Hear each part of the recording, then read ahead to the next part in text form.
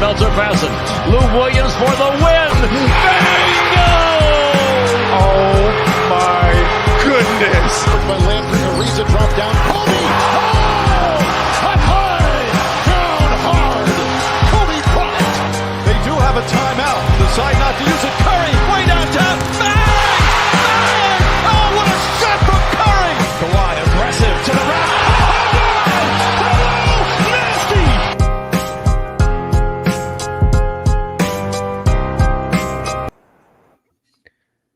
What's going on, everybody? Welcome to a post-game live here on Dime Dropper for the 2024-25 season. Before we get started, you already know the drill. Make sure you subscribe on YouTube at Dime Dropper for all things LA sports and, of course, LA basketball and NBA.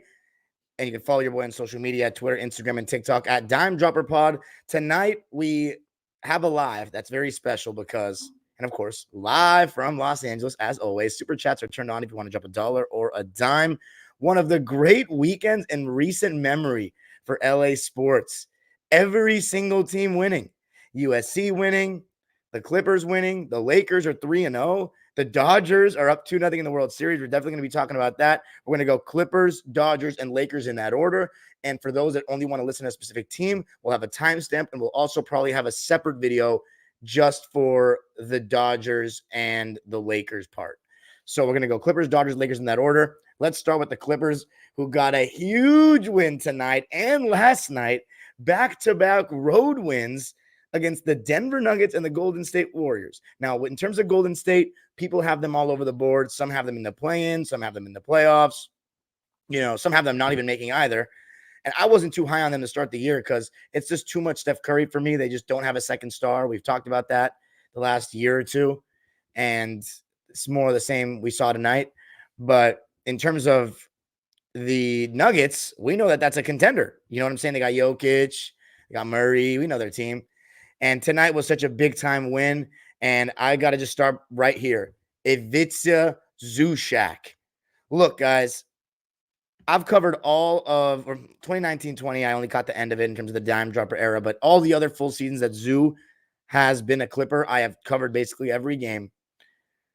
There is a much better player in there that we did not realize we had. And when I say we, I don't mean fans. I mean the coaching staff. There's been a lot of fans like me saying that ZUBAC needs to get thrown the ball on the block several times a game, and especially when he's gotten that left-hand jump hook in the mix now. He used to only be able to turn over that left shoulder to his right-handed jump hook, and now he can turn over either shoulder. And I always say, if you have a guy that can turn over either shoulder in the post, you've got a pretty damn good post player. And if it's a ZUBAC can do that, we already knew what he did rim protecting, but there's all these people out there that have been overly critical of Zoo because he's a big white guy, and a lot of these white European centers aren't the most athletic, so they don't love that profile of him. He's also not a shooter, or he's not like this mobile ball handling like big. You know, he's a more traditional big. But when you're not utilizing his skills, his post game, his touch around the rim, then yeah, he could look worse than what he actually is, which we were doing for many years. But this season, because Kawhi's out, because PG is gone, outside of Harden pick and roll and the occasional Norm curl, we don't have much else offensively. We saw glimpses last year when people were saying going into the playoffs, Zoo always gets played off the floor because he's a drop coverage merchant and whatever. And fine, he can be a drop coverage merchant, but he's a pretty damn good drop coverage defender.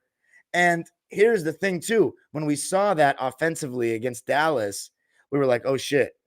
He's performing on the big stage. He's ready for a bigger role. But are we going to give him the ball? So far, so good. Ty Lue and the coaching staff finally has their head out of their ass and throwing him the ball, and he's been dominant. And you know what the funny part is I've been a big Zoo advocate and defender for many years, but I said as long as he averages 30-plus minutes per game, he will get average a double-double, right? Well, I may have sold him too short because he's getting 30-plus minutes right now, and there was a conversation about does he have the stamina to do it? Well, it looks like he definitely does. 38 minutes tonight, 23 points, 18 rebounds, 6 of those offensive rebounds, 6 assists, which was second on our team after Harden, of course, 2 steals and a block. He did have 4 turnovers, but again, that's coming from having the ball more. 10 for 19 from the field and 3 for 4 from the foul line. And then last night, he had 24 points and 15 rebounds and 4 assists on 65% shooting. This is the first time in his career that he's had 3 20-plus point games, and you definitely better believe that James Harden, being the best pick-and-roll player that he's played with, contributes. His pocket passes are well-timed. He sees him on the roll, but there's just been a whole different level of, feeding the ball to Zoo from our coaching staff that's made the difference for me. And then also his touch is just so good. That push shot, he's got it down. Last night, he took a shot where he was running full speed. Terrence Mann threw it to him on the trail, and he put it up perfect. You know what I'm saying? Not too long. He wasn't going too fast. That's a tough shot for a big man. Tonight, in the third quarter, he had a jump hook with his left hand, double teamed. IVICA ZUBAC. The Warriors are too fucking small for Zoo. They were too small last year, and they didn't do much to change that. Trace Jackson-Davis was getting played off the floor. And how about that? We were talking about all these years, Zoo's going to get played off the floor. Well, it looks like when you actually use Zoo as a low post big, he can play other guys off the floor. Who would have thought? It's special, man. Harden, another very solid night. I don't think it was as good as the Denver game. But before I get into Harden, who, is going to be a double-double machine this year, if you don't have him in fantasy, you absolutely should try to trade for him. 23 points, 7 rebounds, 11 assists for James, but he's been very turnover prone to begin the season, which, again, with the ball in his hands as much as it's going to be, that probably will be a thing, but he's going to have to limit those long term. He had 5 tonight. Zoo had 4. He and Zoo have been turning the ball over a good amount. But look, if we win the game, I'm not complaining. He also shot really poorly, and it's because he took so many threes. It looked like he ran out of gas at the end of that third quarter and at large stretches of the fourth quarter. He was 6 for 19 from the field and 2 for 12 from 3. And at the end of the third quarter was having possessions where he was playing like an absolute terrorist, the dribble ball pounding that I cannot stand and makes me want to break my, remote. But I'm not saying he had a bad game. He had a very good game, because if it weren't for Harden, we would not win a game. He is the engine that is running our offense. He's the guy that's getting everybody good shots. He's the pick and roll savant. So we need him. And he's showing that he's still one of the best floor raisers in the game. People were really sleeping on him around the league in terms of what he can still do, how he can still lead teams on a given night without stars. So appreciate the super chat. King Charles says, Dime, preach. You have been on the Zoo train before anyone. I appreciate that, guys. Super chats are turned on. There's so many comments these days. I don't know if I can read all of them right away. So I'm going to wait till the end of the live. We're going to keep on rolling here in Los Angeles with a big win, 112-104 for the Clips. For my Clips, we broke even in the first quarter, and then we gave no quarter after that. Second quarter outscored the Warriors 25-20. And I think it's about time we talk about Chris Dunn. What an addition he is. With Westbrook, he's been so used to being the man that he's having a hard time adjusting to what his role really is. Chris Dunn is a guy that just wants to be in the league, and he's also a guy that wants to have a relevant role on a good team, because he's never quite had that yet. And ladies and gentlemen, he's got it now, because this guy is one of the best defenders, I think, in the league. I don't need to see much. I obviously watched him in Providence, but I hadn't, I'm not keeping up with the trash Bulls and the garbage Utah trash the last couple of years to watch them regularly. And I don't, for me, defense, you have to watch the games. You have to watch the games. Just seeing advanced stats, I don't think that's a, accurate representation of being able to judge someone defensively. Chris Dunn moves his feet super well. He's extremely physical, very athletic, uses his arms and hands really well, plays the passing lanes, communicates, and just has that hunger to play defense. And that's what you see around the roster. Everybody was talking about the Clippers before the season, and our fans obviously are much higher on them than, around the league, fans around the league. But the thing is, what people did not talk about enough, or like fans, non-Clipper fans, is our defensive personnel. We have guys that want to go out there and get after it, that want to sit down. Derrick Jones Jr. Look at the way he uses his arms. He uses his size. How many deflections did he get? How many times is he, shortening and decreasing the passing window? So many times, making himself big. Same with Nico Batum. Any kids watching, watch Nico Batum. He might not have his length, but look at the way he uses his hands. He always has his hands up so that even when he's not looking at the ball, if a pass is made in his direction, he can get a hand on it. He's great in the passing lanes. He tipped several offensive rebounds to our players. He just does all the little things. He protects the pocket pass when he's getting over screens. I mean, there was a lineup of Amir Coffey, Nico Batum, Chris Dunn, ZUBAC in, and they were shut down defensively. The Warriors didn't score for a large stretch of that second quarter. Now, Kevin Porter Jr. is still a little bit of a work in progress. I thought he was better tonight. He had a steal and a bucket in that first half, but it's still a lot of ball pounding for me and some really tough shots being taken. I'm not too high on him so far. We're 2-1, so it's not a big deal. But, yeah, I'd have Bones Highland waiting in the wings because it's just a lot of bad shots, a lot of tough contested jumpers from him. James Harden kind of got going a little bit in that second quarter, got some generous calls, and then hit a three, a pretty deep three. Again, James Harden has the best whistle, I think, of anybody in NBA history, honestly. It's insane the kind of calls he gets. But we'll take it. After all the years of Paul George, Blake Griffin, and Ivica Zubac getting mauled with no fucking calls, I'm okay with it. Derrick Jones Jr., what a first half he had. Knocking down the three ball, getting out in transition. How about that alley-oop from Harden to Derrick? 12 first half turnovers for Golden State. So we're getting really after it. And you know that the Warriors are going to run, all their motion sets, their split action, all that stuff. And I thought we did a very good job of staying attached off the ball, getting chest to chest with our, with Warrior players. Chest to chest, talking on screens. And if it's a Zubac, he didn't have to worry about any stretch five or anything like that. He only had to get worried about Steph Curry. And to be honest, Zoo is allowed now to be in that deeper drop because our point of attack defenders are so much better. You see, people used to get mad at Zoo because he can't guard two players at once, because he's not Rudy Gobert, because he's not Anthony Davis, right? But he's still a great rim protector. And when you have actual point of attack defenders that are great getting over screens, and it's not just Terrence Mann doing everything by himself on that end, you're going to see how good of a defender Zoo can really be. And you're starting to see it now. And with the Warriors having no real threats outside of Buddy Hield and Steph Curry that really scare you from three. And look, we lived with Andrew Wiggins shooting a lot of those shots tonight, and he made a ton of them. I don't know if that's sustainable, but the Warriors just don't have much else. So we did a very good job there. Our defense is super legit. And we were up by 5 after the second quarter. It was 59-54 at halftime. Third quarter is when we started to feed Zoo, and he started going jump hook city. Great footwork on the left block. There was one time where he pivoted towards the baseline or turned towards the baseline, and then he turned back the other way for the right-hand jump hook. And then shortly after that, left-hand jump hook double teamed. Now, during this stretch, I want to talk about it, and I want to talk about it briefly because it's being harped on way too much. Terrence Mann struggling these last two games. Somewhat similar to what we saw last season, and it's really all confidence. It's really all confidence. He misses 1-3, and then he second guesses everything he's doing.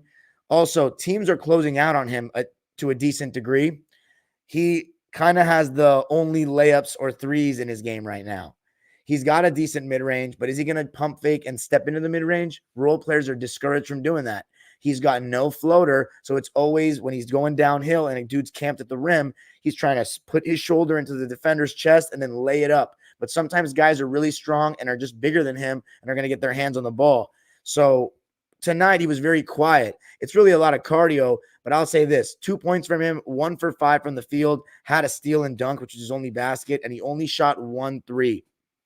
My thing is this. I don't think Terrence's struggles are that detrimental. He's not playing awful defense. He's playing okay defense. And then offensively, he looks a little timid out there. It's not great, right? Of all our players in the rotation, I think Kai Jones only played 5 minutes, and he had a donut today, so you can't really count him. He didn't really play much the last 2 nights. And the reason why is because the 2 teams that we played don't have threatening bigs off the bench. No one's scared of Looney, and nobody's scared of Dario Saric, who was on the Warriors last year. So Kai Jones wasn't used as much. And we went with that small ball lineup with Nico at the 5 to switch everything, which I thought was pretty solid. And we have switched everything personnel again. So it's okay. But as far as Terrence, I mean, look, if 15, and I said this exact same thing last year and he responded. If 15 games go by or so, and he's still struggling like this, maybe we make a change in the starting lineup. But all these talks about trade him, he sucks, fuck this contract after 3 games, like, it's very reactionary. It's a guy that deserves better from our fans. He's been so great to the fans. He's had so many big moments for us. Let's give it a little bit of time, especially when we're winning games, okay? Ty Lue pushed the right buttons tonight. For a while in that fourth quarter, I was like, why did you take Chris Dunn out? Why is Amir Coffey in the game? He did make that big 3 on a pass from guess who? Chris Dunn. But he did put Chris Dunn back in the game to close. And just how fucking great was Chris Dunn, man? Point of attack defense. Hands in the passing lanes. But that floater he hit, and then that pass he made to Amir Coffey in the corner, big time. And Norman Powell, slow start, eventually got going. And Norm is off to a very solid start this season. Of course, he is, starting finally for us. The one criticism I have of Norm is he always throws that fucking go hard right, jump, and scoop pass. It's like the only pass he has. Kids, do not jump pass. It's not fundamentally sound, and you get stuck in the air, which Norman Powell does a lot. But I'll tell you this, Norm's shooting has been really good, and they always run that curl going to his right hand, but they even ran it going to his left hand tonight and last night, and he scored. So I love to see that. He made a huge corner 3 late in the game off of the Chris Dunn save, and guess who blocked the shot before Chris Dunn saved it on the baseline? Norman Powell. His defense has been very solid to begin the season. Very solid. Let's look at, it was a 7-0 run, by the way, in the third quarter, led by Norm to make it an 81-72 Clipper lead. We outscored the Warriors 27-25 in the third. And then in the fourth, Steph Curry got hurt. So very unfortunate. I hope he can get well soon. You never like to see that. And with Steph, he's had his ankle issues over the years. So yeah, that's very unfortunate. But let me just say this.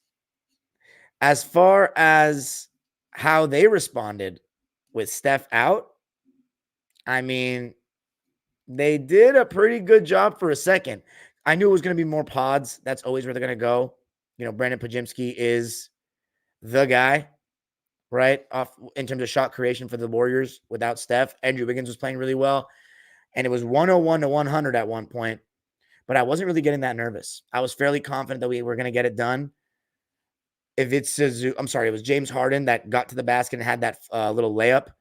And then that 3 ball was made by Norm on the play I was talking about to make it 106-100. And then Zoo with the and one dunk. I mean, he was just spectacular. The Croatian sensation and the Clippers for the second straight night led on the backs of Ivica Zubac and James Harden. Get it done. Slowly becoming one of the most deadly pick and roll tandems in the league. James Harden seems to do that with almost every big he plays with. But I don't know if he's ever played with a big with the touch of Zubac. Not Dwight Coward, not Clint Capella, and not Nick Claxton. Okay, I'm sorry. I forgot about Embiid. Besides Embiid, of course. But we win it. 112-104. Gotta love it. 2-1, and we really should be 3-0. Let's read the lines for the game. The Warriors shot 43% from the field, 33% from 3, 64% from the free throw line. Wow, 14 for 22. Moses Moody, 0 for 2. Kevon Looney, 2 for 4. Jonathan Kuminga, 3 for 6. And we forced 21 turnovers. 21. We did commit 18, though, which is not good, but hey, man, we'll take that. Holding a team to 43% and then 21 turnovers, that's called Clamp City. Los Angeles Clampers. I love seeing a squad with a defense-first approach. And how about Jeff Van Gundy on the bench? Can we get some JVGs in the chat, baby? Jeff Van Gundy, he wanted to come back to coaching, and guess where he's at after a very long run with ESPN? The Clippers, your LA Clippers. Is he ever coming to the Clippers with Donald Sterling? Hell no. Hell no. And watch Jeff Van Gundy on defense. The guy is just so animated. He's always up out of his seat. I mean, it's special, man. It's really special to see what he does. But anyway, let's keep on reading the lines for the Warriors at least. they got, man, Brandon Pajimski was 2 for 8 from the field and 0 for 5 from 3 off the bench. 4 points, 4 assists, 5 rebounds. That's not good enough. Moses Moody just got paid a bag. He had 3 points on 1 for 3 shooting in 12 minutes.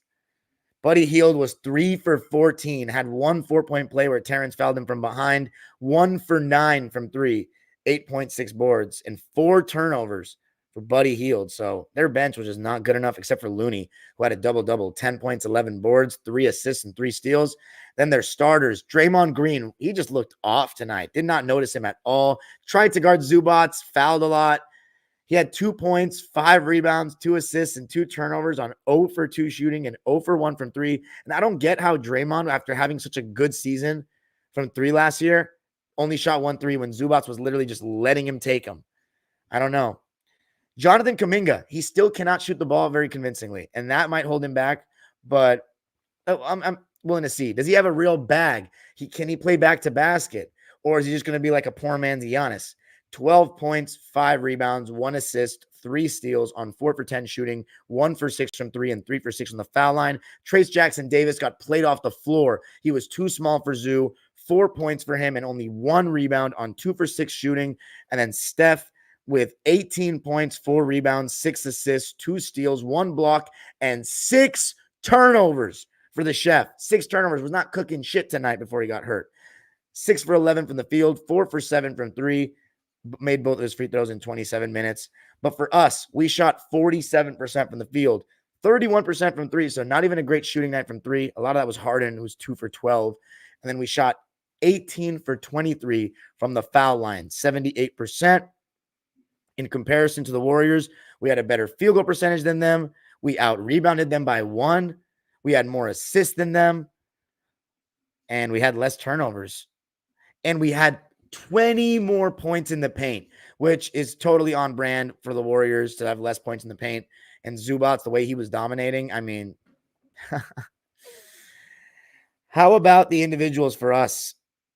Starting with Kai Jones, who I mentioned had a donut in 5 minutes.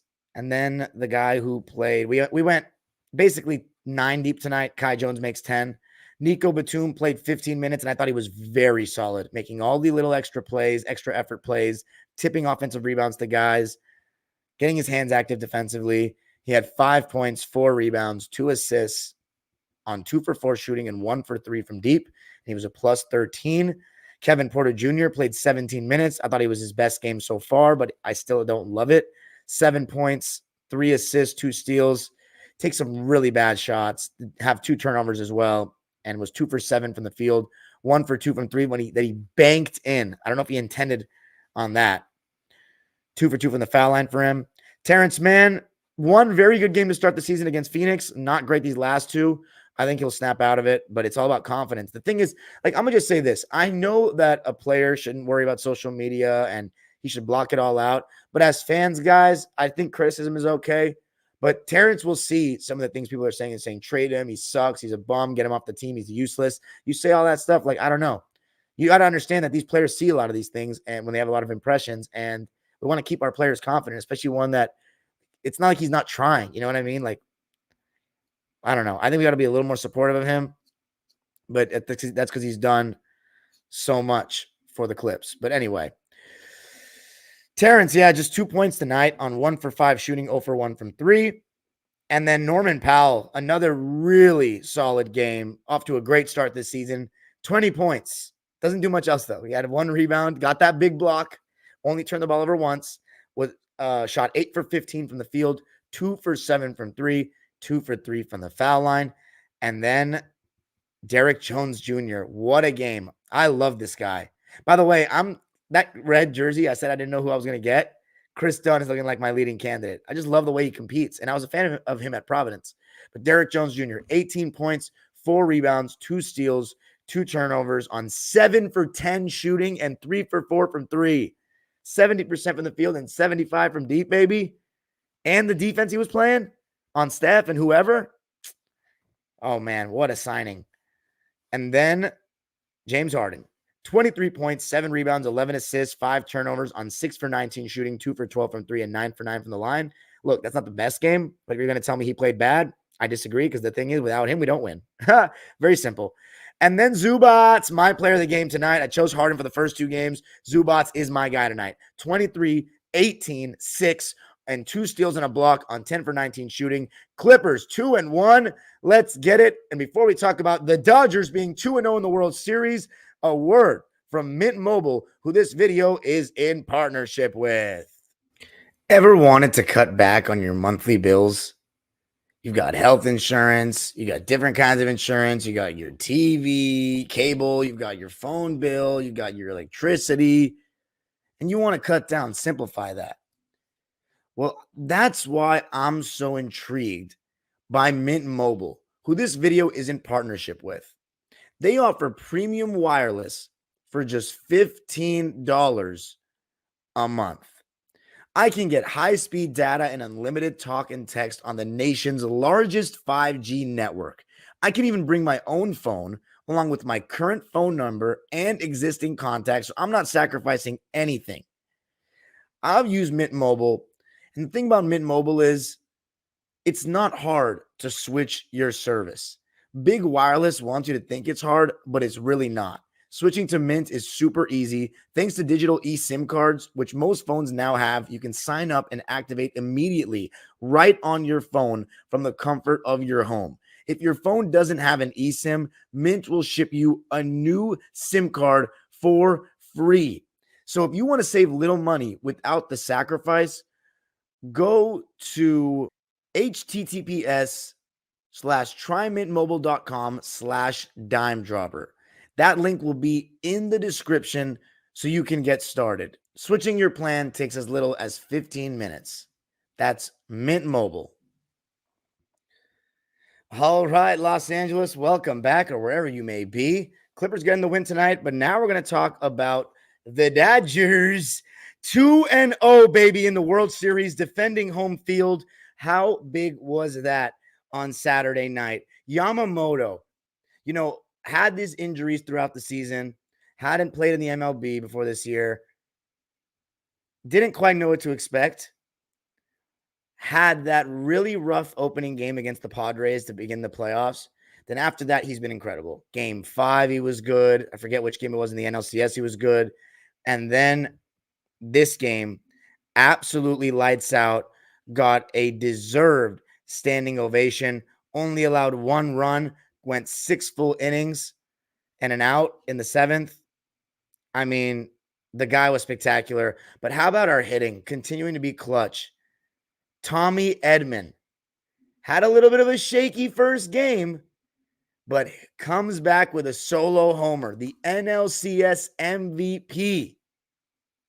Massive. And then Teoscar Hernandez. He's been a revelation. He struggled massively against the Mets. And he's come back, except for game 6, and then he's come back with a vengeance in this World Series with that big 2-run blast. And then Freddie. I mean, oh my God. Build that fucking statue right now. Freddie. Dinger. Did it again. Can you believe it? Hadn't hit a home run since mid-September in the regular season. He comes back and does this in the first 2 World Series games. And then I was literally shitting bricks at the end of the game, and our bullpen continues to be big time. Kopech gave us some good stuff. No earned runs there. Anthony Banda didn't allow any runs as well. Then Blake Trinan, who's been so good in these playoffs, had to face the heart of their order, the best players, Soto, Judge, and Stanton back-to-back. We were in a situation with bases loaded with 1 out, if I'm not mistaken. He gets a huge strikeout, and then for 1 big out on the first pitch and gets the big out, Alex Vesia. How great has he been in the postseason? And Dave Roberts pushing the right buttons, trusting Trinan in that moment, and had the whole city shitting bricks. And then Alex Vesia comes in and gets it done. 4-2. Dodgers, man, we're 2 games away from a World Series, and you can feel it in the city. It's so palpable. It's amazing. I've never felt this way before in my life about a season. The parallels between beating the Mets in the 1988 NLCS and winning it all, and then this year beating the Mets in the NLCS, plus the walk-off home run in Game 1 from an injured lefty, Kirk Gibson then, Freddie Freeman now. it feels like it's meant to be. And it's so weird because going into this postseason, we weren't even that confident in the Dodgers relative to 2022 going into it, or 2017. But it's just kind of coming together. Like, everyone's been so clutch. Mookie Betts has woken up after the last 2 years where he's been awful in the postseason. Even Freddie Freeman was dog shit in the postseason for us the last 2 years. And then the new guys, Tommy Edman, Teoscar, Shohei, who's apparently okay after getting that injury scare in game 2. And our starting pitching, we've had Glasnow injured. Kershaw's not even been an option. And Walker Buehler's been suspect all year. And Bobby Miller hasn't panned out. But Yamamoto, Jack Flaherty, and Walker Buehler, plus an insane bullpen and Dave Roberts pushing the right buttons, has led us to this. 2 games away from the ultimate goal and explosion in the city. This would be my greatest sports win of any of my teams. Any of my teams. Dodgers 2, Yankees nothing. And next, we're going to be talking about the Lakers 3-0 start. What a start for my least favorite coach in the league, JJ Redick, but I have to say he's doing a good job. But before we talk about the Lakers, I got to tell you a little something about DraftKings. Actually, no, I don't have to tell you something a little bit about DraftKings, but use the promo code AllBallTV on DraftKings. There we go. The NBA's are finally back. A new season means new ways to get into the action at DraftKings Sportsbook, an official sports betting partner of the NBA. First time, new DraftKings customers bet $5 to get $200 in bonus bets instantly. Every point counts with DraftKings Sportsbook. Download the DraftKings Sportsbook app and use code ABTV. That's code ABTV for new customers to get $200 in bonus bets when you bet just $5. Only on DraftKings. The crown is yours. Gambling problem? Call 1-800-GAMBLER. In New York, call 8778-HOPENY or text HOPNY 467-369. In Connecticut, help is available for problem gambling. Call 8878-97777 or visit ccpg.org. Please play responsibly. All right, ladies and gentlemen, in Los Angeles, we're talking about the Lakers now, and they got a big win against the Sacramento Kings. Now, if you haven't checked out my Lakers lives, the first 2 games, go check them out. They're on this channel. But let's talk now about the impressive start to the season for the Lakers. And yes, I do want to give a shout out to the LA Galaxy for getting that huge win, 5-0 against, I forget, was it Colorado Rapids? Ricky Puig. I don't know how Ricky Puig is in the MLS, but by all means, Galaxy will take it. I'm more of an LAFC guy because it's closer to me, and Carson was a little far, so I never really got out to Galaxy games, even though, of course, I rooted for them with Landon Donovan and all those years. Anyway, so yeah, LAFC's in the mix as well. So what a time right now in LA. But let's talk about the Lakers, right? Sacramento Kings, new addition of DeMar DeRozan. My first time checking them out. I was very shocked that Keon Ellis didn't play in this game. Very shocked because he's such a good defender. But in the beginning of the game, it was more of what we've seen so far from the Lakers. Anthony Davis being used as a hub, everybody moving off of him. I wouldn't call it a full-on motion offense, but there's a lot more motion principles than we've seen with the Lakers in the LeBron era. And a lot of it's using that high post big. LeBron is setting more screens than I've ever seen him set. Like, I don't know what it is that JJ's gotten to play this motion offense. He also probably realizes he shouldn't have the ball so much anymore. And I think that's what JJ's really tried to do is AD's the first option. LeBron's the second option. And I think the last couple of years, AD's been like since the 2023 playoffs. And then last year, I think Anthony Davis has been better. But LeBron is still the closer, right? And that still doesn't change now. But I do think that it's been debatable still, right? If it's not a debate and Anthony Davis has taken that next leap, which is he can be a primary creator of an offense, of a good team, of a very good team, not just a second round exit Pelicans. And with all the stuff he does on defense, like, and I'm talking 25 plus points a night type of deal, that changes the ceiling of this team. That then makes Anthony Davis a candidate to be a best player on a championship team. And then LeBron is a clear-cut second option for the first time in his entire career. And a lot of GOATs have won a chip as a second option. Kobe won 3. Magic Johnson in 1980. You know, guys have won as a second option. Tim Duncan, I don't even think was the first option offensively in 2014. And these guys are still legends. To me, they're right in the conversation. So, by the way, like, actually, I'll wait to talk about it with LeBron. But the Kings, by the way, for anybody that's aware, they have that whole like Domantas Sabonis has owned AD and he's like undefeated against him for a while. And that came to an end with the Lakers winning this game. As far as matchups, Keegan Murray was guarding LeBron. Domantas Sabonis was guarding Anthony Davis. Kevin Huerter was on Austin Reeves. And the Kings were bricking a lot of threes early, but the Lakers, I think so far this season, their defensive effort has been very good. Austin Reeves has been working hard at the point of attack. And of course, you have Anthony Davis behind everybody that just erases everything. And Anthony Davis was so aggressive early, catching it at the high post, turning and facing, getting downhill, going right into Sabonis' chest. I mean, his finishing around the basket, especially through contact, has really gone up, in my opinion, the last 2 seasons, this being the third. And the Lakers have also shown something this season that JJ, and he said it in training camp, he wants them to crash the glass. The Lakers are really exposing right now the lack of boxing out in the NBA. Because what happened was when we went to these 4-out, 1-in lineups, that gave teams more ball handling and more shooting on the court. So it's easier to create shots. So if anybody but your center gets the rebound, they can push. And now you have an easier opportunity to get in transition before the defense gets set. But as teams saw that, they're like, oh shit, we probably should only have maybe one guy crash or nobody crash the offensive glass. Let's just get everybody back. Now teams are starting to say, oh shit, no one's boxing out because this is not emphasized anymore from the youth level down. And a lot of these guys didn't even play college basketball, so they're coming straight from their bad high school habits where they got to out athletic everybody. And let's crash the glass and expose that they don't box out. And the Lakers are doing a good job of that. And by the way, I've had it up to here with people and teams not boxing out for me this weekend. My kids, some of my teams, I screamed at them to box out over and over, and they're still not doing it. And I'm just like, want to blow it like a gasket, dude. No rebounds, no rings. It's not like a negotiable thing. No rebounds, no rings. It's that simple. You don't rebound, you won't win at any level. Lakers crashing the offensive glass, doing a good job of that to start the season. As far as the Kings offense, they're very dynamic. I think DeRozan's going to add to that. They obviously have great off-ball movement, great cutting. They use Sabonis as a high post hub, and his passing is exceptional. But the Lakers had a good first quarter. I just think that their turnovers in the beginning were keeping the Kings in it. And the second Anthony Davis came out, they went right to the basket. Lakers outscored the Kings 28-26 in the first, and they outscored them by the exact same margin in the second, 36-34. And it was LeBron James who started to get going, putting on a mid-range clinic, a little jab step, catch, no dribble pull. Love to see that. And then when he hit, I'll tell any LeBron fans or not even LeBron fans, any basketball fans that want to know something about LeBron James, I'll tell you 2 things about him as someone who's watched him more than any player ever.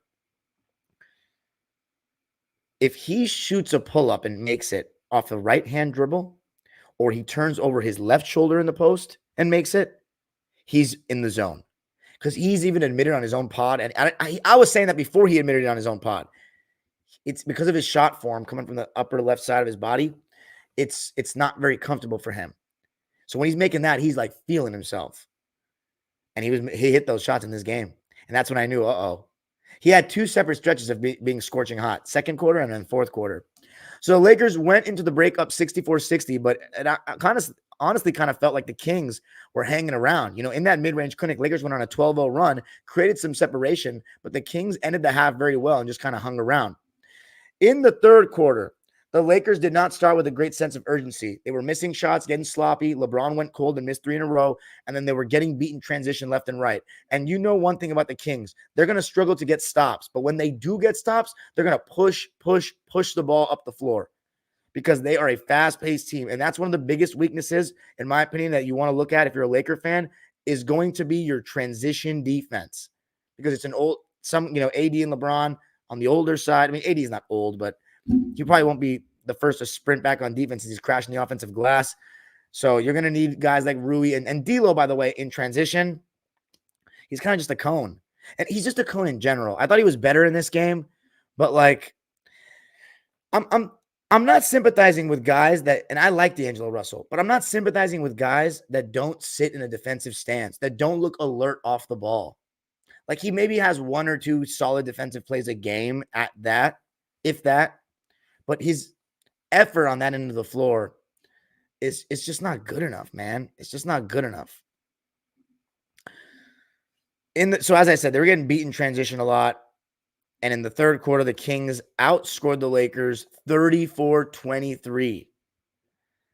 So they had a lead going into the fourth, and then we saw an insanely high-scoring quarter, 44-33 Lakers to win the game, and it starts and ends with the dynamic duo, LeBron James and AD. But it was LeBron setting the tone, doing just about everything to the point where you're questioning, like, how is this guy human?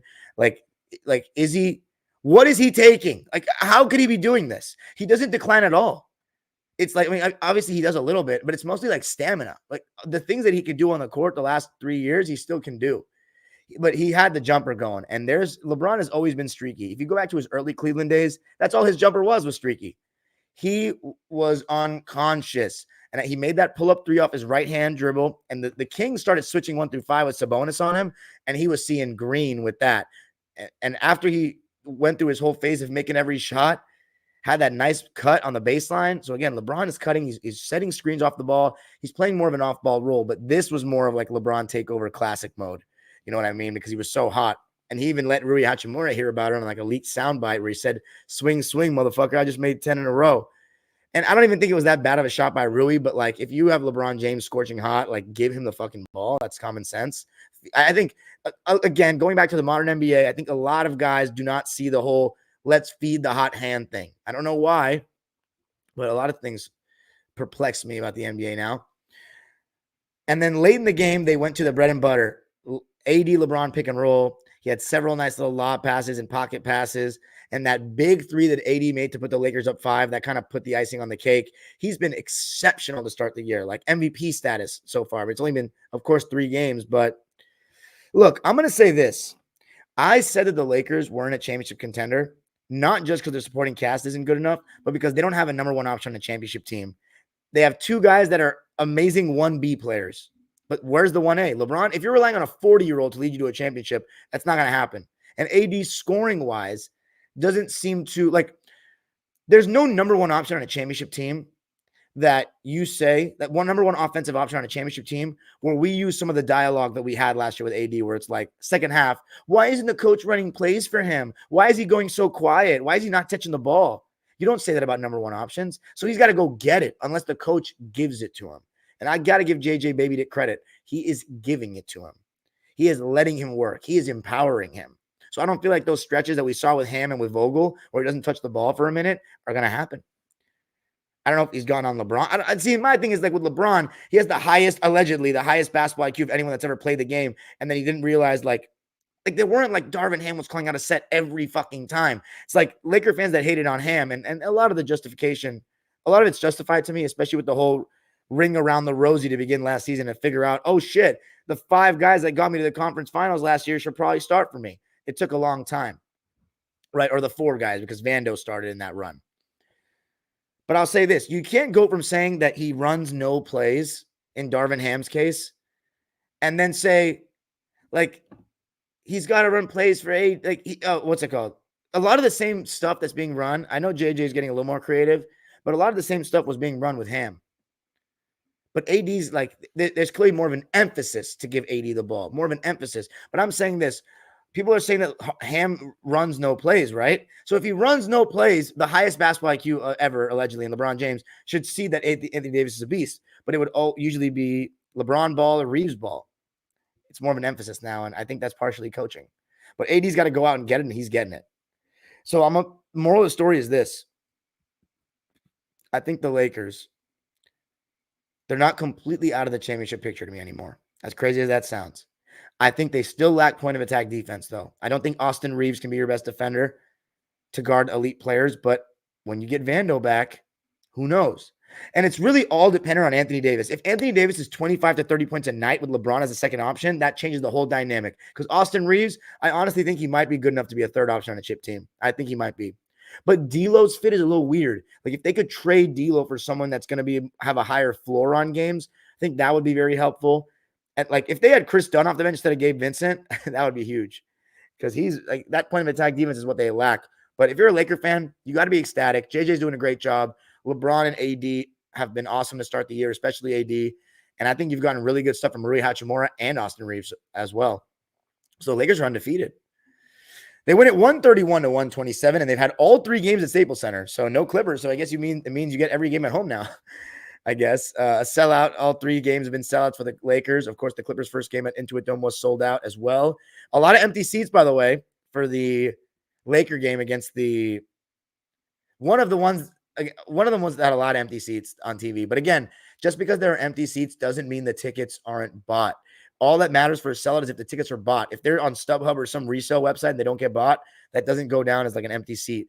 So when the Lakers have been playing at the same time as the Dodgers. So when the Dodgers are on in the World Series, some people are not going to go to the game. And by the way, if the Dodgers have a chance to clinch, actually, no, I'm not going on Wednesday to the Clipper game. I'm not going because it's the Dodgers World Series. I mean, we have a chance to win this fucking thing. I'm not going to the freaking Clipper game. This is the most important title of my life if we win this for the LA. Anyway, 131-127. Let's read the lines for the game. The Kings actually shot well. 51% from the field, 34% from 3, and 88% from the line. The Lakers shot 52% from the field, 41% from 3. So 2 out of the 3 games, the Lakers have shot well from 3, and then 87.5% from the line. They shot 1 less free throw than the Lakers, but both teams missed 3. For the Kings, they played a 9-man rotation, but really like a 7-man rotation. They're not very deep. Skal Labissiere, Doug McDermott, these guys, and Keon. I don't know how Keon Ellis didn't get minutes. That's perplexing to me. But Jordan McLaughlin, my favorite college player of all time, just played for 3 minutes and got donuts across the board. Alex Len played 9 minutes. He had a donut, 2 rebounds. I think they could really try to invest in a better backup center than him. Trey Lyles played 19 minutes, and he had 5 points, 4 rebounds, an assist, a steal, and a block on 1 for 6 shooting, with all the shots being threes. To be honest with you, I don't know if Trey Lyles is a rotation player on a good team. Actually, no, I can't say that because he's already done it for Sacramento, but like on a championship team, I don't think he's in a rotation. Then Malik Monk, who I picked for 6th man of the year, had 14 points, 3 rebounds, 5 assists, and a steal, and he was a plus 20, which was the highest of any Sacramento King. He was 6 for 14 from the field and 2 for 7 from 3. Of course, Malik Monk, a former Laker and one of their best players in the 2021-22 season. So then we got the starters for the Kings. Kevin Huerter, was good to see him back in the fold. Played 26 minutes, and I actually thought he had a pretty good game, but defensively, he's not great. He had a team low minus 29, but again, I'm not looking at things from a Kings perspective. They're 0-2, by the way. Lost to the Wolves and the Lakers, so 2 better teams than them. But I'm looking at games from a Laker perspective because this is an LA sports channel. 14 points for Kevin Huerter on 5 for 9 shooting and 4 for 7 from 3. Keegan Murray had a pretty solid game as well. 14 points for him. All 5 starters for the Kings with 14 points or more. Keegan Murray had 14 points, 4 rebounds, 1 assist, 2 steals, and 2 blocks to go along with 1 turnover on 5 for 11 shooting, 2 for 7 from deep, and 2 for 2 from the foul line. And then you have the big 3 now in Sacramento. DeRozan, very efficient game. Probably should have gotten more shots. 23 points, 3 assists, no rebounds though. 3 steals on 9 for 12 shooting, so 75%. 2 for 3 from deep, made a couple of threes late, and even Sabonis made a couple of threes late to kind of narrow the gap. And 3 for 4 from the line. De'Aaron Fox, he had 28 points, 5 boards, and 10 assists to go along with 2 steals, but he also turned the ball over 6 times. He did shoot 9 for 20, so not bad, but 3 for 10 from 3. And in my opinion, for a guy who I still don't think he's a great 3-point shooter, he shot 37% last year. I think he's much better getting downhill with that floater. And him taking 10 threes is a complete settle in my eyes. Sabonis, for me, was the best King. He had 29 points. Damn, he had a triple-double. 29 points, 12 rebounds, and 10 assists to go along with a steal and a block and 2 turnovers on 10 for 14 shooting, 1 for 3 from deep, and 8 for 9 from the foul line. How about that first quarter dunk he had over AD? That was special. But the Kings go 0-2. I still have them pretty high, but I don't think they're better than the Lakers. I have to take that back. But here's the thing, right? A lot of my reasoning of the Lakers finishing low in the regular season is because of if one of AD or LeBron get hurt, they're going to struggle massively, especially Anthony Davis. But if they're missing LeBron, that's going to hurt too. That's why I'm kind of low on them, because I said in the playoffs I would take the Lakers over the Kings. And last year, when Darvin Ham finally put the D'Lo, Reeves, LeBron, AD tandem back in the starting lineup together, they were lights out, like for the rest of the year, like looking pretty good. So anyway, let's read some of the lines for team by team. Lakers won the rebound battle 45-32, crushed them on the offensive glass 13-5. But yeah, points in the paint was very close, 60-58 in favor of the Lakers. And fast break points, obviously, you know the Kings are going to win that category, 31-16. But now let's talk about the Lakers' individual stat lines. They went 9 deep. Gabe Vincent played 13 minutes, had 2 points and 1 steal. Thought he wasn't very good. 1 for 6 from the field, 0 for 4 from 3. Took some very ill-advised threes in my eyes.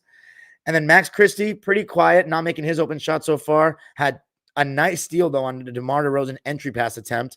He had 2 points, 4 assists, 2 steals. Did have 2 turnovers, though, on 1 for 4 shooting and 0 for 2 from 3. The Lakers did commit 19 turnovers. Sacramento only 14, so they got to limit that number. Jackson Hayes, I think he's been very solid to begin the year. Played 14 minutes and was super active as always. 4 points, 2 rebounds, 1 assist, and he was a team-high plus 24, but that is why single game plus minus can often be horseshit because he was not nearly the best player on the court. Dalton Connect. He's been pretty special so far, huh? Coming off the bench, knocking down threes, moving without the ball. Could have had a 4-point play in this game. Double figures for the rookie from Tennessee. 10 points on 4 for 7 shooting and 2 for 5 from 3. But the Lakers only getting 18 points off the bench. So this is a team that's going to really rely on their starters. And I'm a little questionable about, can they sustain it? You know what I'm saying? Can they stay healthy? And can they sustain that production in a high minutes? Because all of them played over 30 minutes in like every game so far. I think in every game they played 30 plus minutes. D'Angelo Russell played the least amount of the starters in this one with 32 minutes, but it was his best game of the young season. 16 points, 4 rebounds, 5 assists, 2 steals to go along with just 2 turnovers on 6 for 11 shooting. And how about a 50% three-point shooting night, 3 for 6, including 1 big one in the fourth quarter, and made his only free throws. So not bad. The third best player on this team, Austin Reeves, had 16 points, 7 rebounds, 6 assists, but he did turn the ball over 6 times, including a couple of very careless passes in the beginning of the game.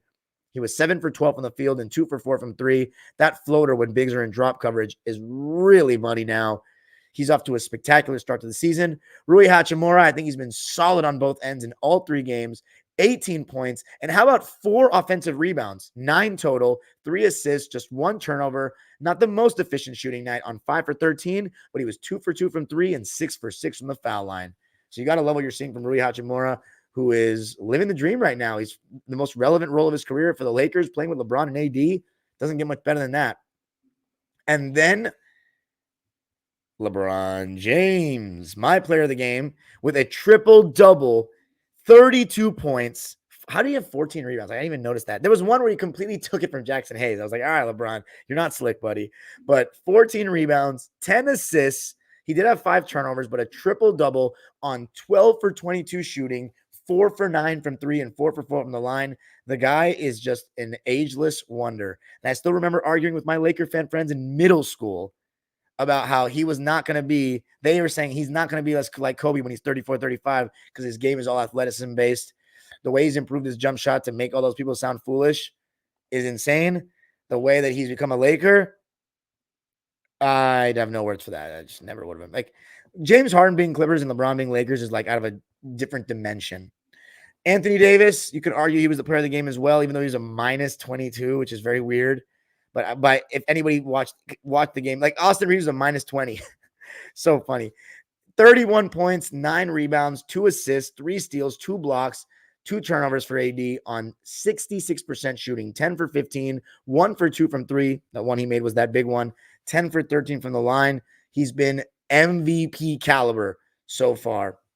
But that's it for me tonight, guys. Thank you so much for joining. 2-0 Dodgers. Ladies and gentlemen, we are so close to pandemonium for content on this channel that you're never going to forget. Monday is game 3 in the Bronx. It's not a must win for us, it's a must win for them. So I won't be as nervous. But if we can get that 3-0, it's almost certain that the title is coming back to Chavez Ravine. Good night, Los Angeles. And Clipper, Lakers, and Dodger fans, wherever you may be.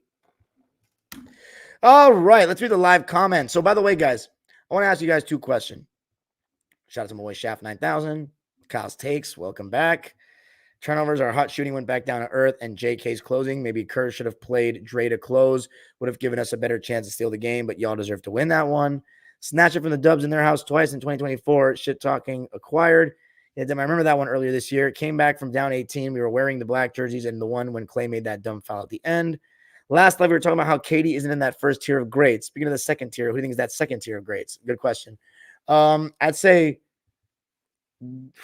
Dr. J, but he's like teetering on that first tier if you count his ABA career.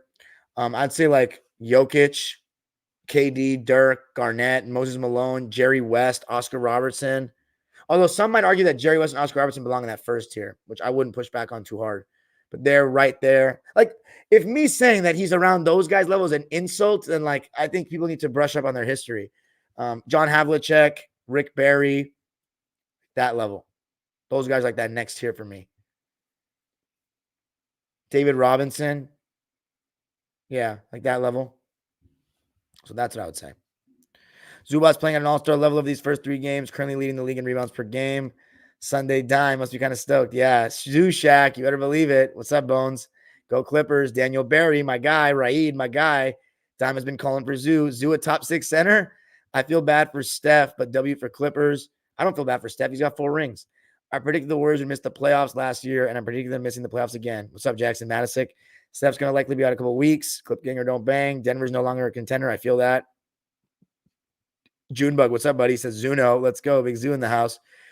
Adam says Zoo is perfect if you utilize him. I'm so glad we didn't get another season of PG's BS. Zoo most improved player conversation is on full force. Zoo and Harden equal 10 shots each, not including free throws. JVG improves our coaching by a mile. 19 shots each. What's up, Jesse? Hey, guys, everybody go follow Jesse. He does exactly what I do, but for Boston. And anybody that supports their local teams that hard, he was there for banner night. He was there the night they clinched. This guy's spending money to go see his team and make content for the people. So please go support those kinds of people. Thoughts on Kevin Porter Jr.?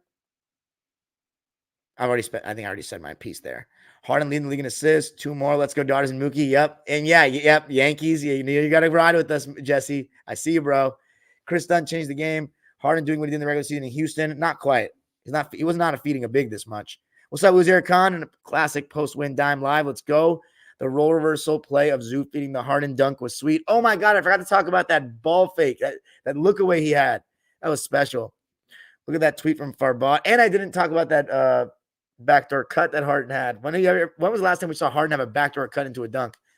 Look at that tweet from Farbod. They really gave more minutes to Montrez than Zoo. Yeah, that's old news. Preach time. Let's go. Defense. That was a great game. Our pace is so much better. Dime the best. Thank you, James. His rebounding is so good. I haven't seen anyone as relentless done in a long time. T-Man is not playing well. Free done. From what? Mr. Man, you're on the clock. Chris Dunn has long arms. What's up, Ryan? What's up, Stratos? Zoo has the best shot percentage in the paint in the league right now.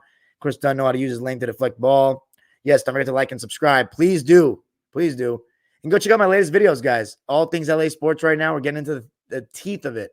The last 2 videos, the vlogs have been crazy. I featured so many fans on. It's been 10,000 plus each one.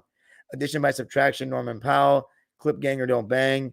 Zoo also has the best opponent shot percentage in the paint in the league right now. Without pandemic peak, Clippers are dogs. Clamp City, baby. We should be 3-0. Can't wait to see the Clippers clamp the Lakers without Kawhi.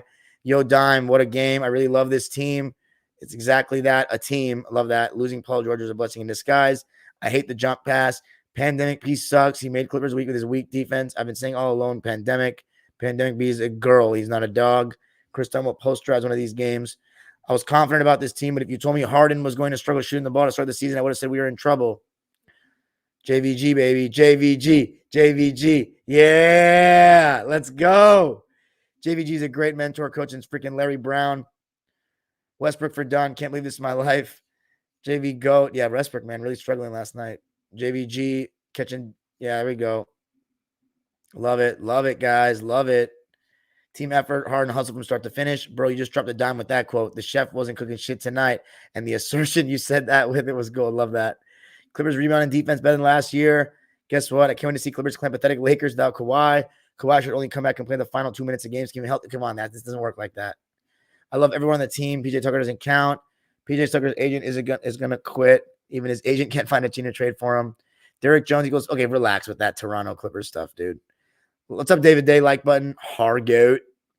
LAFC and Galaxy are currently on a collision course in the Western Conference Finals in the MLS playoffs. Damn. Imagine LAFC and LA Galaxy playing the playoffs before the Clippers and the Lakers. That'd be hilarious. JVG, KVJ no bueno. Clippers taking over the league. What's up, Andrew Cassar? Clippers win the league. Will win the chip if Kawhi's healthy. Big ZUBAC. You say that one night and the next time you're like, we fucking suck, Dime. Let's blow it up. By the way, for team blow it up, can I say I'm a little bit more confident that if we did, we wouldn't be screwed with how good Zoo is? We did not realize just how good Zoo was. Like, he's gotten better. Build around Zoo and Jordan Miller. Get what you can for Harden and Kawhi. Build around Zoo and Jordan Miller. I know. I'm partially joking, but I'm also not. Because here's the thing, right? There's always people that are going to be thinking, and the organization's thinking, man, if we just get Kawhi back, this team's going to be legit. So that's the problem with Kawhi. If he's there, you're legit. I don't know. I'm not even treating him like he's on the team right now. The Wall will end the Lakers season. Great win. Clippers play their asses off. Dime, thoughts on D? Oh my God. Thanks for mentioning this.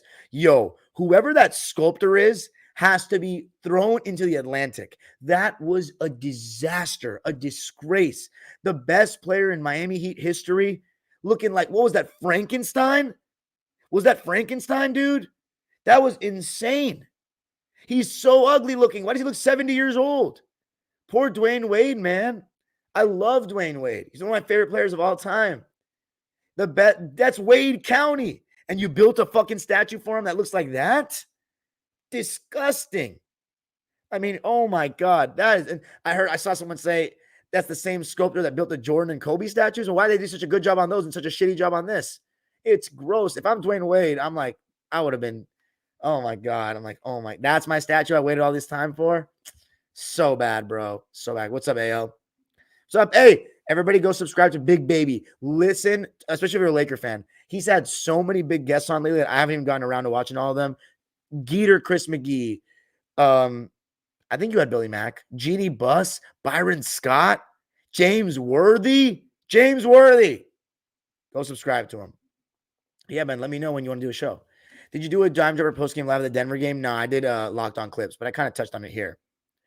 And we're going to talk about our basketball and Figueroa. Where does Barkley, absolutely in that conversation. Sorry, I forgot about him. Sorry, Chuck. OMG, if you Google Kawhi Leonard and scroll down to his ESPN profile, it shows a photo of Stephen A. Smith.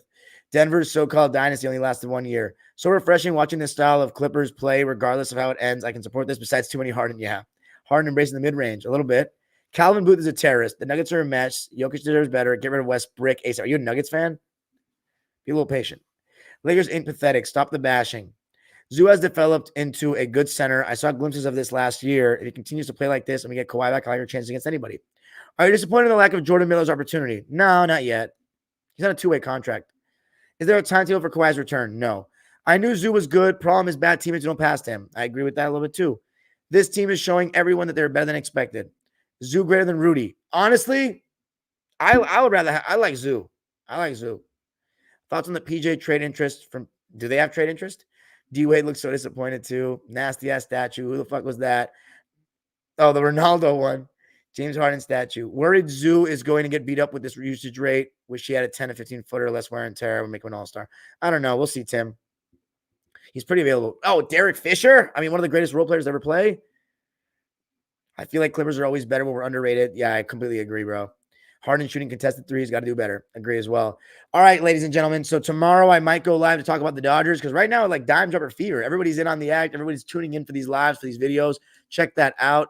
Oh, I wanted to call you out in a sec, Fabian, as well. Took the Clips plus 10 easy money. Warriors got away with a low versus lowly Jazz in Portland.